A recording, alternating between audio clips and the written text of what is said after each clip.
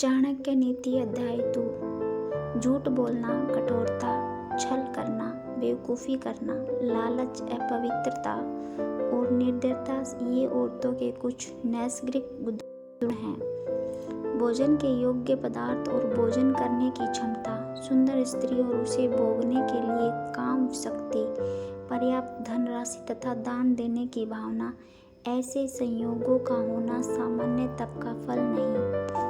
उस व्यक्ति ने धरती पर ही स्वर्ग को पा लिया जिसका पुत्र आज्ञाकारी है, जिसकी पत्नी उसकी इच्छा के अनुरूप व्यवहार करती है, जिसे अपने धन पर संतोष है।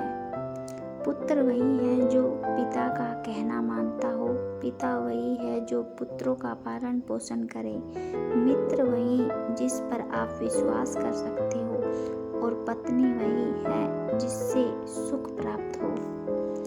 ऐसे लोगों से बचें जो आपके मुंह पर तो मीठी बातें करते हैं लेकिन आपके पीठ पीछे आपको बर्बाद करने की योजना बनाते हैं। ऐसा करने वाले तो उस विष के घड़े के समान है जिसकी ऊपरी सतह दूध से भरी है। एक बुरे मित्र पर तो कभी विश्वास ना करें, एक अच्छे मित्र पर भी विश्वास ना करें, क्योंकि यदि ऐसे लोग आपसे रुष्ट होते हैं तो आपके सभी राज से पर्दा खोल देंगे।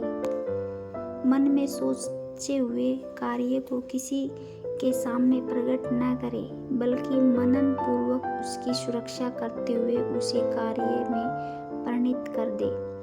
मूर्खता दुखदायी है, जवानी भी दुखदायी है, लेकिन इन सबसे कहीं ज़्यादा दुखदायी किसी दूसरे के घर जाकर उसका एहसान लेना है।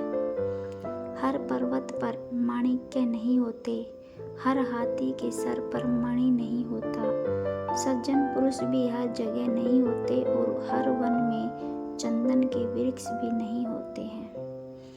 बुद्धिमान पिता को अपने पुत्रों को शुभ गुणों की सीख देनी चाहिए, क्योंकि नैतिज्ञ और ज्ञानी व्यक्तियों की ही कुल में पूजा होती है। जो माता व पिता अपने बच्चों को शिक्षा नहीं देते हैं वो तो बच्चों के शत्रु के समान हैं, क्योंकि वे विद्याहीन बालक विद्वानों की सभा में वैसे ही तिरस्कृत किए जाते हैं जैसे हंसों की सभा में बगुले।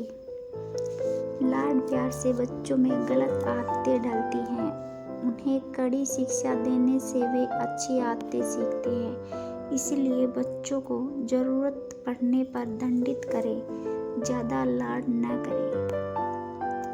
ऐसा एक भी दिन नहीं जाना चाहिए जब अपने एक श्लोक, आधा श्लोक, चौथाई श्लोक या श्लोक का केवल एक अक्षर नहीं सीखा, या आपने दान, अभ्यास या कोई पवित्र कार्य नहीं किया।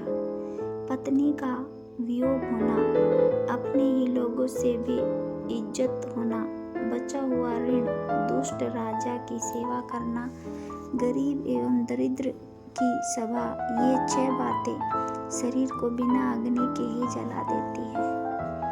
नदी के किनारे वाले वृक्ष, दूसरे व्यक्ति के घर में जाने अथवा रहने वाली स्त्री एवं बिना मंत्रियों का राजा, ये सब निश्चय ही शीघ्र नष्ट हो जाते हैं।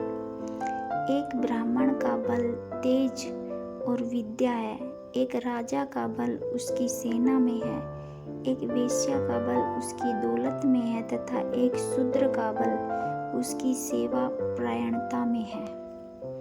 वेश्या को निर्धन व्यक्ति को त्याग देना चाहिए, प्रजा को पराजित राजा को त्याग देना चाहिए, पक्षियों को फल रहित वृक्ष त्याग देना चाहिए एवं अतिथियों को भोजन करने के पश्चात मेजबान के घर से निकल लेना चाहिए।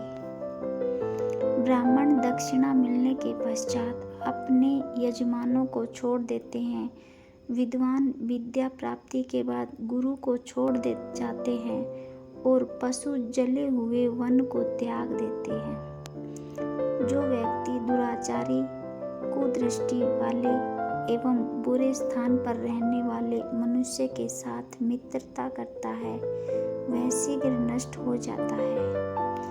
प्रेम और मित्रता बराबर वालों में अच्छी लगती है, राजा के यहाँ नौकरी करने वालों को ही सम्मान मिलता है।